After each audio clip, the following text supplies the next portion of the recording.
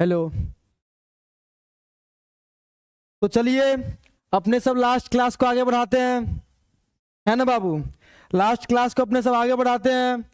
फटाफट से live chat को शेयर कीजिएगा अपने अपने व्हाट्सएप ग्रुप में, दोस्तों के साथ, महिला मित्रों के साथ, पुरुष मित्रों के साथ, है ना, भाई बहन पापा मम्मी सबके साथ, है ना।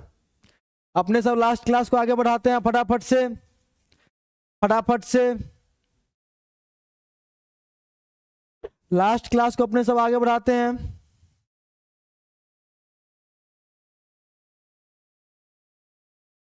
हम लोगों ने बाबू लास्ट क्लास में जय प्रकरम में शोषण का, पौधा में शोषण किसका बाबू, पौधा में शोषण का डिटेल में चर्चा कर चुके थे हम लोग, है ना।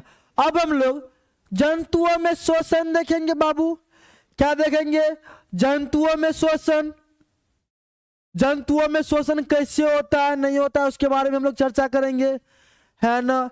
लास्ट क्लास में अपने सब पौधा में शोषण और शोषण के बारे में अच्छे से चर्चा कर चुके थे, है ना बाबू।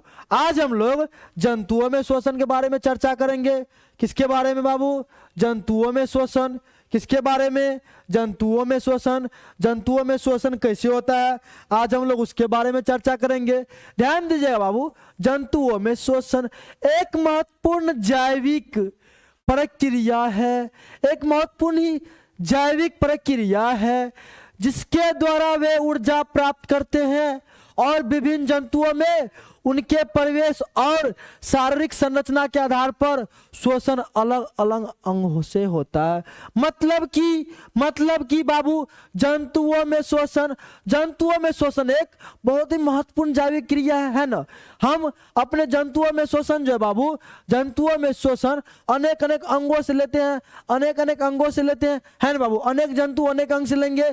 मानव बाबू, मानव फेफड़ा से लेता है, त्वचा से लेता है ना बाबू, मछली गिल्स से लेता है। उसके बारे में आज हम लोग डिटेल में चर्चा करेंगे। जंतुओं में शोषण अंग क्या होता है बाबू, ये जंतुओं में शोषण अंग क्या होता है बाबू, जंतुओं में शोषण अंग क्या होता है, जंतुओं में शोषण अंग क्या होता है, जंतुओं में शोषण अंग क्या होता है। अरे वैसा अंग जिसके द्वारा जंतुओं में शोषण की क्रिया हो, वैसा अंग जिसके द्वारा बाबू, वैसा अंग जिसके द्वारा जीवों में या जंतुओं में शोषण की क्रिया हो, वैसा अंग जिनके द्वारा जंतुओं में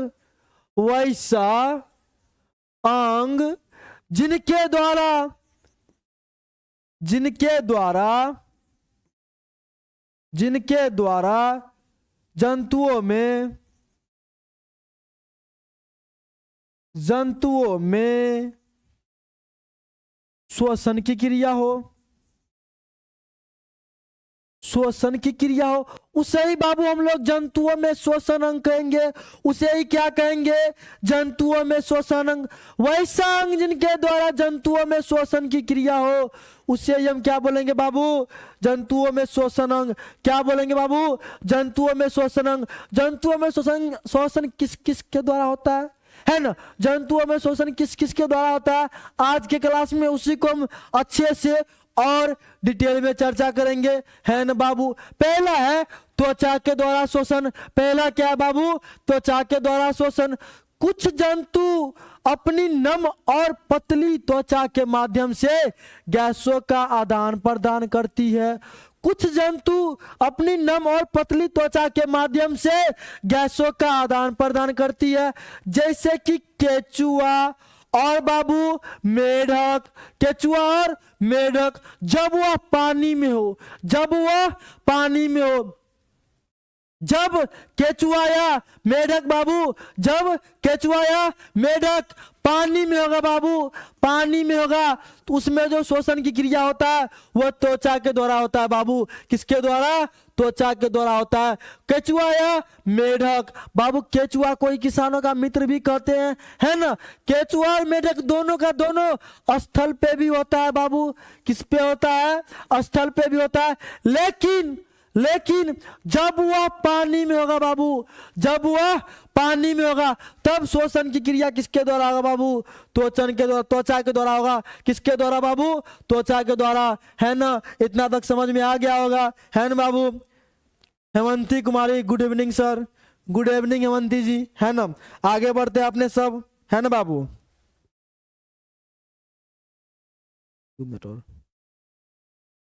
आगे बढ़ते हैं बाबू।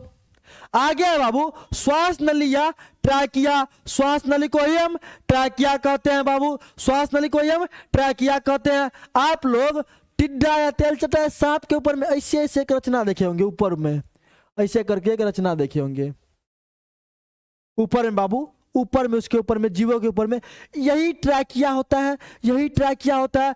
देखिए कीटों में, कीटों के शरीर में वायु नलिकाओं का एक जाल होता है जिसे ट्रैकिया कहते हैं। यही बाबू जाल होता है जिसे हम क्या कहते हैं?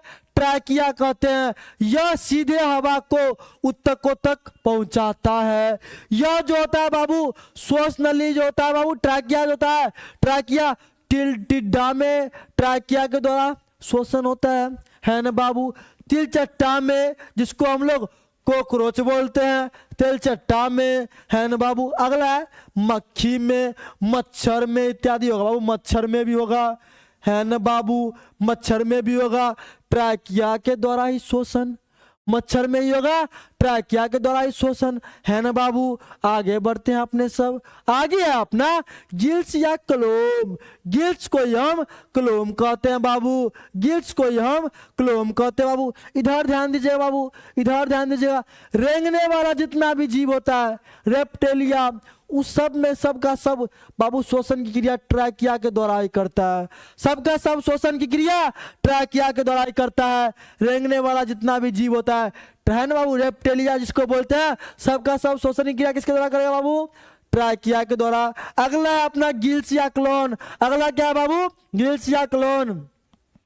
जलीय जंतु, जलीय जंतु पानी में घुली हुई ऑक्सीजन का उपयोग करने के लिए गिल्स का उपयोग करते हैं। पानी में घुली हुई ऑक्सीजन का उपयोग करने के लिए गिल्स का उपयोग करते हैं, जैसे कि मछली और झींगा। बाबू मछली में श्वसन की क्रिया कैसी होता है ना? मछली में जो है श्वसन की क्रिया कैसी होता है, हम उसके बारे में जानेंगे। क्या आप लोग इस तीनों के बारे में जान चुके हैं? फटाफट से लाइव चैट में हाँ सर बोल दीजिएगा। मछली में श्वसन को, मछली में श्वसन कैसे होता है ना? जब मछली अपने मुंह के द्वारा पानी को अंदर लेती है, जब जो है बाबू मछली अपने मुंह से पानी अंदर लेती है और उसे गिल्स के पास भेजता है, और उसे गिल्स के पास भेजता है, और गिल्स में रक्त कोशिका का जाल होता है, और गिल्स में रक्त कोशिका का जाल होता है जो पानी में घुली ऑक्सीजन को सोखता है और कार्बन डाइऑक्साइड को रिलीज करता है बाबू। जब मछली अपने मुंह के द्वारा पानी को लिया और उस पानी को गिल्स तक पहुंचाया, कहां तक बाबू? गिल्स तक। और उस गिल्स में रक्त कोशिका बना होता है। क्या बना होता है बाबू? रक्त कोशिका का एक जाल बना होता है। रक्त कोशिका का एक जाल बना होता है। वो ऑक्सीजन को उसमें से अवशोषण करता है, सोखता है, आधा भाई ऑक्सीजन, और कार्बन डाइऑक्साइड को रिलीज करता है। कौन बाबू? रक्त कोशिका। कौन बाबू? रक्त कोशिका का जो जाल है वह ऑक्सीजन को ग्रहण करता है और कार्बन डाइऑक्साइड को जाने देता है, जो कि H2O। भाई इसमें ऑक्सीजन में, जल में हाइड्रोजन भी है और ऑक्सीजन भी है, हाइड्रोजन भी है और ऑक्सीजन भी है। इसी में से रक्त कोशिका का बना जाल मछली ऑक्सीजन को लेगा और हाइड्रोजन को रिलीज करेगा, ऑक्सीजन को लेगा और हाइड्रोजन को रिलीज करेगा, है ना बाबू? है ना बाबू? और रक्त कोशिका का ही काम होता है ऑक्सीजन को लेना और कार्बन डाइऑक्साइड को भी रिलीज करना, है ना बाबू? ये मछलियों में श्वसन यही था, समझ गए होंगे यहां तक, है ना बाबू? फिर से देखते हैं। मछली अपने मुंह से पानी अंदर लेती है और उसे गिल्स के पास भेजती है, और गिल्स में बना रक्त कोशिका, गिल्स में बना रक्त कोशिका का जाल ऑक्सीजन को सोखता है और कार्बन डाइऑक्साइड को छोड़ता है, कार्बन डाइऑक्साइड को बाहर निकाल देता है ना बाबू। यही था अपना मछली में श्वसन। क्या इतना समझ गए? फटाफट से लाइव चैट में हाँ सर बोल दीजिएगा, फटाफट से लाइव चैट में हाँ सर बोल दीजिएगा। चलिए बाबू आगे बढ़ते हैं, आगे बढ़ते हैं, है ना, आगे बढ़ते हैं। आगे है अपना फेफड़ा। आगे क्या है बाबू? फेफड़ा। आगे क्या है बाबू? फेफड़ा। जानते हैं उच्च श्रेणी के कशेरुकी जंतु में, यानी कि वर्टिब्रेट्स जंतु में, वर्टिब्रेट्स में वायुमंडलीय ऑक्सीजन लेने के लिए फेफड़ा का उपयोग होता है, फेफड़ा का उपयोग करते हैं। जैसे कि मनुष्य, पक्षी, छिपकली, मेढक, जमीन पर जो भी उपस्थित जीव होता है बाबू, वो सभी जमीन पर उपस्थित जो भी जीव होता है बाबू, वो सभी फेफड़ा से श्वसन की क्रिया करती है ना बाबू। अक्सर हम अब मनुष्य के बारे में अच्छे से जानेंगे, है ना बाबू, है ना बाबू। आगे बढ़ते हैं अपने सब। आगे है मानव में श्वसन अंग। मानव में श्वसन अंग। क्या हम लोग जंतुओं में श्वसन के बारे में समझ गए? क्या हम लोग जंतुओं के बारे श्वसन के बारे में समझ गए तो लाइव चैट में हाँ सर बोलिएगा। जंतुओं में श्वसन के बारे में समझ गए तो लाइव चैट में हाँ सर बोलिएगा फटाफट से।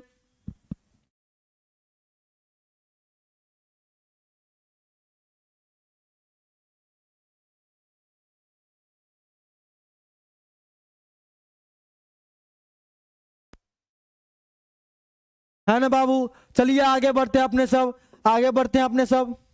अब जानेंगे बाबू मानव में श्वसन अंग। क्या जानेंगे बाबू? मानव में श्वसन अंग। मानव में श्वसन की क्रिया जिस अंग के द्वारा होता है उसे ही श्वसन अंग कहा जाता है। मानव में श्वसन की क्रिया जिस अंग के द्वारा होता है उसे ही श्वसन अंग कहा जाता है। देखिएगा मानव में श्वसन की क्रिया किस अंग के द्वारा होता है बाबू? मानव में श्वसन की क्रिया किस अंग के द्वारा होता है? देखिएगा, पहले नासिका, फिर लैरिंग्स। पहले नासिका से जाएगा हवा लैरिंग्स में, लैरिंग्स से जाएगा ट्रैकिया में और ट्रैकिया से जाएगा फेफड़ा में।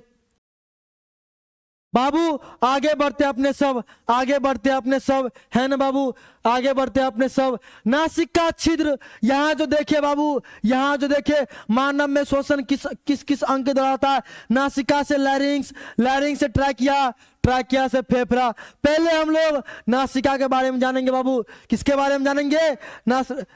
पहले हम लोग बाबू नासिका के बारे में जानेंगे। नासिका छिद्र मुख गुहा के ठीक ऊपर स्थित रहता है। नासिका छिद्र जो होता है बाबू मुख गुहा के ठीक ऊपर स्थित रहता है। इसमें दो गोलाकार छिद्र होता है जिससे होकर हवा यानी कि वायु लैरिंग्स में पहुंचती है। बाबू नासिका छिद्र, ये जो दो गोलाकार छिद्र है नाक के ऊपर, वही होता है बाबू। आपका हालचाल बिल्कुल बढ़िया हेमंती, है ना बाबू। ये जो नाक में दो छिद्र है, दो होल है, यही है नासिका छिद्र। इससे वायु यानी कि हवा हमारे शरीर में जाती है और नासिका से लैरिंग्स में पहुंचती है, नासिका से लैरिंग्स में पहुंचती है ना बाबू। चलिए लैरिंग्स में पहुंचते हैं। लैरिंग्स कंठ द्वार के ठीक नीचे स्थित है बाबू। यहाँ पे यह लैरिंग्स कंठ द्वार के ठीक नीचे स्थित होता है जो आगे ट्रैकिया में खुलता है। मतलब वो जो वायु गया था लैरिंग्स, नासिका छिद्र से लैरिंग्स में, अब वो ट्रैकिया में गया, कहाँ गया बाबू? ट्रैकिया में गया।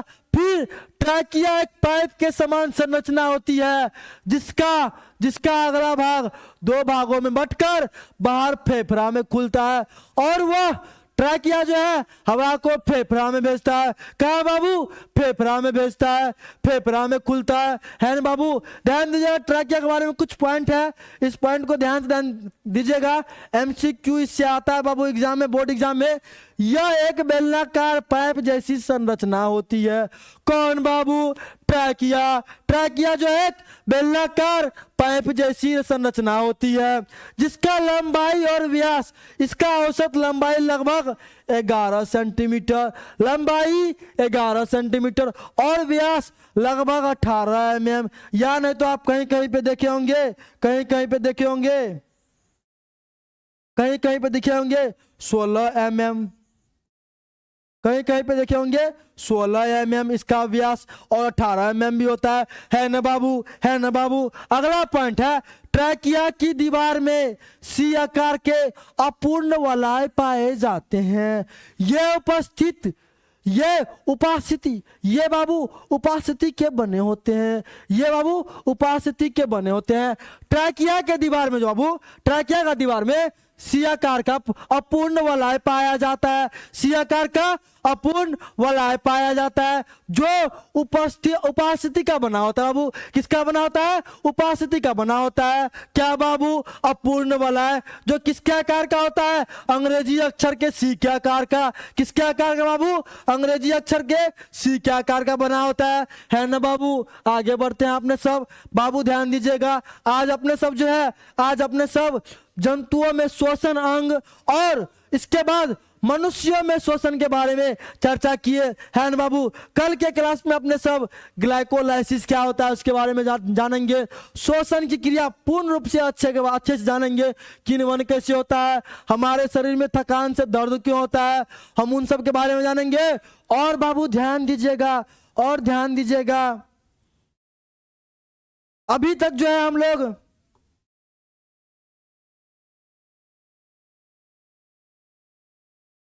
अभी बाबू हम लोग नासिका के बारे में जाने, नासिका से जो है वायु लैरिंग्स में गया उसके बारे में जाने, लैरिंग्स से जो है वायु ट्रैकिया में गया उसके बारे में जाने। अब ये वायु ट्रैकिया से फेफड़ा में जाएगा, फेफड़ा में जाएगा, उस फेफड़ा के बारे में अच्छे से जानेंगे बाबू, फेफड़ा के बारे में जानेंगे और उसके बाद हमारा चैप्टर हो जाएगा खत्म, है ना बाबू? उसके बाद हो जाएगा हमारा श्वसन खत्म, उसके बाद उसका पीवाईक्यू करेंगे, है ना? आज का क्लास आपको समझ में आया होगा, फटाफट से समझ में आ गया होगा तो लाइव चैट में हाँ सर बोल दीजिएगा एक बार, हाँ सर बोल दीजिएगा एक बार। तो चलिए बाबू, आज के क्लास को अपने सब यहीं पे रखते हैं, मिलते हैं अगले क्लास में, तब तक के लिए जय हिंद।